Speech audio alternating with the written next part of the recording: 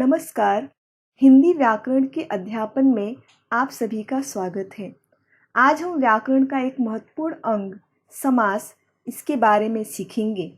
समास के अंतर्गत समास की परिभाषा, समास के भेद, उदाहरण, समास विग्रह कैसे करते हैं, इस सभी पहलुओं को हम सीखेंगे, जानेंगे और समझेंगे।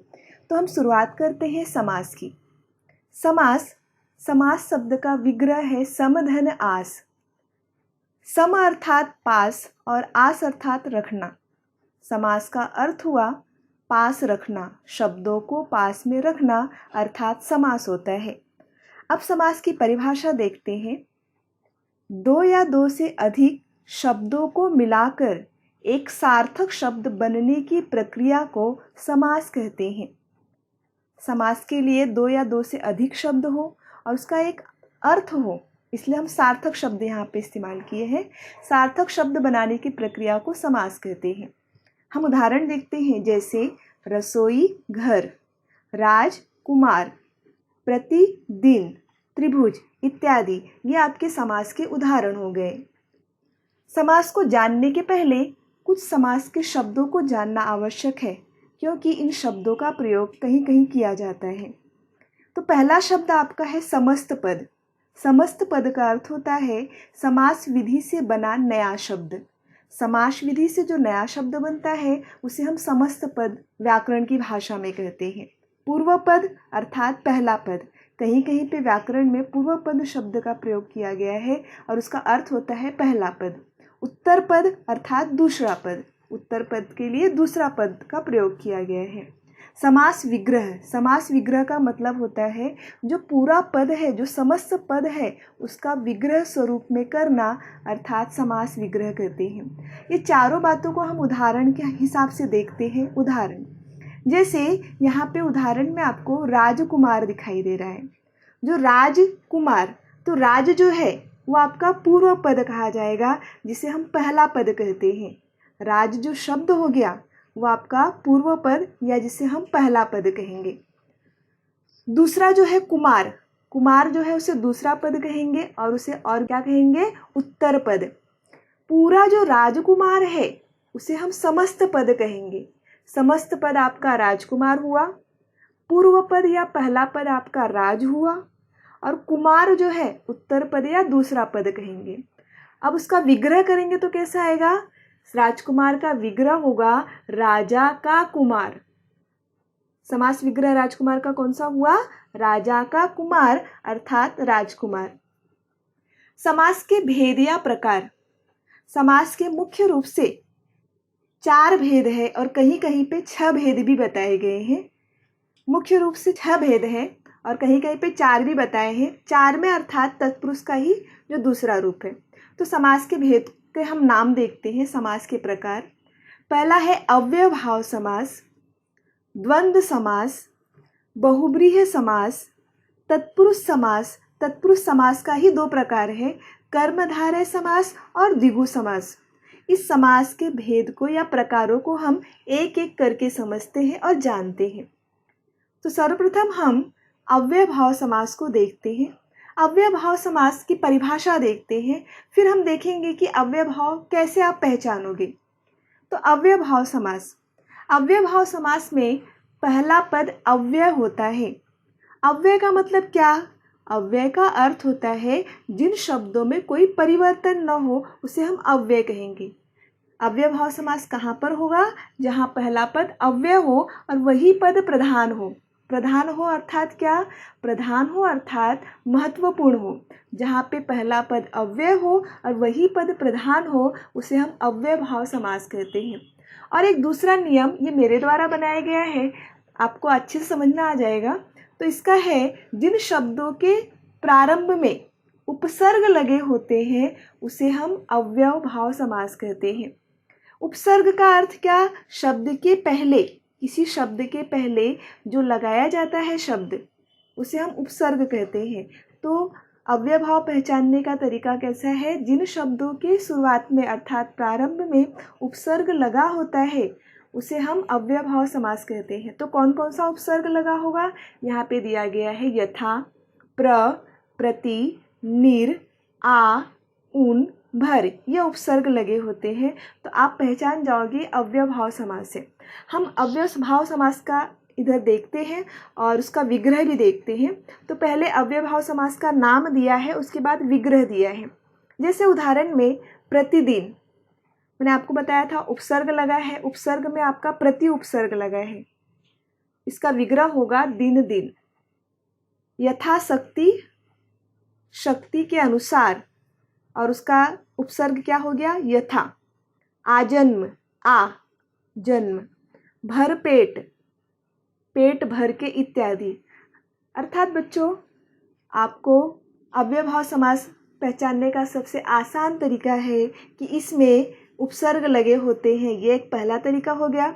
दूसरा, उसमें शब्दों में परिवर्तन नहीं होता, पहला पद प्रधान होता है। स्टार्टिंग का जो पद होता है, शुरुआत का जो पद होता है वो प्रधान होता है।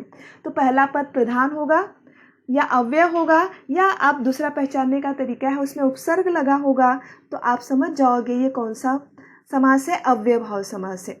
अब अगला समास हम देखते हैं द्वंद्व समास। द्वंद्व समास में समस्त दोनों पद समान होते हैं। द्वंद्व समास में अर्थात पूरा पद, पहला और दूसरा दोनों पद समान होते हैं। दूसरा द्वंद्व समास पहचानने का तरीका क्या है? द्वंद्व समास पहचानने का तरीका है कि उसमें ये योजक चिन्ह आता है, जो डैश वाला चिन्ह है जिसको योजक चिन्ह कहते हैं, ये योजक चिन्ह उसमें होता है। और जब हम उसका विग्रह करेंगे, अलग करेंगे या तोड़ेंगे शब्दों को, तो वहाँ पे विग्रह करते समय और या अथवा शब्द आ जाए, या शब्द में और अथवा दिया हो, तो हम कह सकते हैं कि कौन सा समास है, द्वंद्व समास। अब द्वंद्व समास में फिर से परिभाषा देखते हैं उसकी। समस्त पद प्रधान होते हैं, दोनों पद समान होते हैं, दोनों महत्वपूर्ण होते हैं, उसमें योजक चिन्ह लगा होता है, डैश वाला चिन्ह होता है, और विग्रह करने पर और या अथवा आएंगे तो ये आपका द्वंद्व समास होगा। उदाहरण हम देखेंगे तो आपको अच्छे समझ में आएगा। जैसे यहाँ पे लेन देन, बीच में डैश योजक चिन्ह आया हुआ है। दाल रोटी, और उसका विग्रह जो ब्रैकेट में दिया है वो आपका विग्रह करके दिया है, तो विग्रह करके दिया है दाल और रोटी।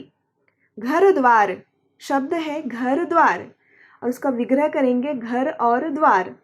उसी प्रकार भाई भतीजा, भाई और भतीजा। माता पिता, इस प्रकार से द्वंद्व समास कैसे पहचानोगे? बीच में योजक का चिन्ह लगा होता है और विग्रह करने पर क्या आता है, बीच में और आता है, या अथवा या विग्रह करने पे आता है। अगर ऐसा है वाक्य में तो आप समझ जाओगे ये द्वंद्व समास है। तीसरा समास है हमारा बहुब्रीहि समास।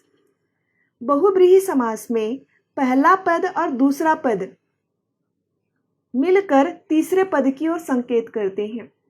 अर्थात पहला पद और दूसरा पद मिलकर कोई नया पद बनाते हैं, नया शब्द बना देते हैं, नए शब्द की ओर संकेत करते हैं, उसे हम बहुब्रीहि समास कहते हैं। न पहला न दूसरा मिलकर क्या हो गया, तीसरा, उसे हम बोलेंगे बहुब्रीहि समास। और दूसरा पहचानने का तरीका ये है कि अक्सर अपवाद हो सकते हैं, अक्सर बहुब्रीहि समास में इस पद में देवी देवताओं राक्षसों का नाम ज़्यादा आता है। देवी का नाम, राक्षस का नाम, पर्यायवाची शब्द ये ज़्यादा होते हैं। आप पहचानने का मैं आपको तरीका बताती हूँ।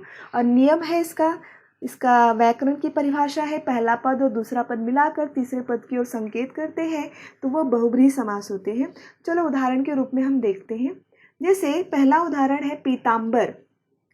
पीताम्बर का अगर विग्रह करते हैं तो पीत है अंबर जिसका, अर्थात कौन, विष्णु। पीत है अंबर जिसका अर्थात विष्णु, आपका ये विग्रह हो गया। दूसरा मुरलीधर, मुरली को धारण करने वाला, अर्थात श्री कृष्ण। कमल नयन, कमल जैसे नयन है जिसके, राम। लंबोदर, लंबा है उदर, उदर अर्थात पेट, लंबा है उदर जिसका, गणेश जी। प्रधानमंत्री, मंत्रियों में प्रधान है जो, इत्यादि। अब आप कहेंगे तो यहाँ पर तो राक्षस और देवी देवताओं के नाम नहीं आए, लेकिन यहाँ पे एक प्रकार से एग्जाम्पल दिया गया है, और ये अपवाद हो सकते हैं कुछ शब्दों को, नहीं तो आप कहोगे कि नहीं यही है, लेकिन अक्सर ज़्यादा पहचानने का तरीके में आपका देवी देवताओं के नाम आते ही हैं, राक्षस के नाम आते हैं। इन पर्यायवाची शब्दों का प्रयोग बहुब्रीहि समास में किया जाता है। तो इस प्रकार से आप पहचानोगे कौन सा बहुब्रीहि समास है, कौन सा द्वंद्व समास है, कौन सा अव्ययभाव समास है। अगला समास हम देखेंगे तत्पुरुष समास। तत्पुरुष समास के ही दो प्रकार है। कुछ पुस्तकों में तत्पुरुष समास को चौथा प्रकार के अंतर्गत माना है और उसके दो प्रकार कर्मधारय और द्विगु समास के रूप में माना है, और कुछ पुस्तकों में कर्मधारय और द्विगु समास ये 5वें और 6वें नंबर पे दिए गए हैं। तो हम लोग तत्पुरुष समास को देखते हैं। तत्पुरुष समास में दूसरा पद और पहला पद गौण होता है, दूसरा पद प्रधान होता है। ठीक है, मैंने आपको व्याकरण की भाषा में बताया था कि दूसरा पद किसे कहते हैं। दूसरा पद प्रधान होता है और पहला पद गौण होता है, मतलब दूसरा पद महत्वपूर्ण होता है और पहला पद कम महत्वपूर्ण होता है। यह हो गया तत्पुरुष समास को पहचानने का तरीका। दूसरा यह भी है पहचानने का तरीका कि तत्पुरुष समास का जब विग्रह करते हैं, अलग करते हैं, उसको तोड़ते हैं, खोलकर लिखते हैं, जब तत्पुरुष समास को विग्रह करते हैं तो बीच में का, की, के, लिए, में, पर जैसे कारकों की सहायता ली जाती है। कारक आपको पता होगा, कर्ता ने, कर्म को, करण से, अपादान में, से, पर, ये आपके कारक हो गए। तो कारकों की सहायता जिसका विघटन करने के लिए लिया जाता है, ऐसे समास को हम तत्पुरुष समास कहते हैं। परिभाषा पहला है कि दूसरा पद प्रधान होता है, महत्वपूर्ण होता है, और पहला पद प्रधान नहीं होता, गौण होता है। दूसरा हम तरीका कैसे पहचान सकते हैं कि इसका विग्रह करते समय हम कारक जो है, का हो गया कारक, की, के, लिए, में, पर, से जैसे कारकों की सहायता ली जाती है। अब उदाहरण के हिसाब से हम देखते हैं। जैसे पहला उदाहरण है राजपुत्र, राजा का पुत्र, यहाँ पे का कारक आया, का, राजा का पुत्र। दूसरा चिड़ियाघर, चिड़िया का घर, कारक आया आपका का, तो आप समझ सकते हो कौन सा समास है, तत्पुरुष समास। ऊर्जाहीन, ऊर्जा से हीन, दोनों में का आया और तीसरे में से। प्रतीक्षारत, प्रतीक्षा में रत, अर्थात जिसका विघटन करते समय कारकों का प्रयोग किया जाए। ये जो कारक आपको दिए गए हैं इसमें से किसी भी कारक का प्रयोग किया जाए तो आप बिल्कुल संकोच ना करो और वहाँ पे कह दो या लिख दो कौन सा समास होगा, तत्पुरुष समास होगा। अगला है आपका कर्मधारय समास। तत्पुरुष समास का ही प्रकार है ये कर्मधारय समास। कर्मधारय समास की परिभाषा में एक पद समान और दूसरा पद उपमेय होता है। पहला पद समान होता है और दूसरा पद उपमेय, उपमेय उपमान यानी कोई नाम दिया जाता है जिसको। दूसरा एक और उदाहरण की विशेषता है कि अगर कर्मधारय समास आपको पहचानना है तो आप जो शब्द दिया है उसमें आप प्रश्न करो और उससे अगर आपको उत्तर प्राप्त हो जाता है तो आप समझ जाओगे कर्मधारय समास है। एक पद समान होता है, दूसरा उपमेय होता है, कोई ना कोई उपमा दी जाती है। और दूसरा तरीका इसमें मैंने आपको बताया कि उसमें आप क्या करोगे, प्रश्न पूछो उस शब्द से, कैसे लगाकर प्रश्न पूछोगे और अगर उत्तर प्राप्त हो जाता है तो आपका कर्मधारय समास होते हैं। अब इस उदाहरण से हम सीखेंगे नीलांबर, इसका विग्रह करेंगे नीला है अंबर। अब जो मैंने दूसरा तरीका बताया था कि कैसे लगाकर प्रश्न करो और समझ जाओगे, नीला क्या है, अंबर है, ठीक है, नीला क्या है, अंबर है, तो आपका नीलांबर कर्मधारय समास हो गया वहाँ पे। मृग नयन, विग्रह करेंगे नयन मृग के समान, मृग जैसे क्या है, नयन।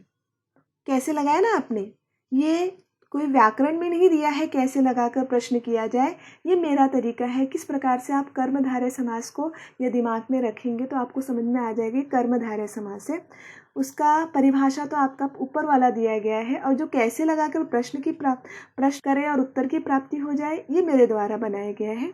महात्मा, आत्मा कैसी है, महान है, और विग्रह कैसे करेंगे, महान है जो आत्मा, उसे हम कहेंगे महात्मा। तो विग्रह हुआ महान है जो आत्मा। महान वट, और इसका विग्रह हो गया महान वट। विग्रह का अर्थ होता है अलग करना।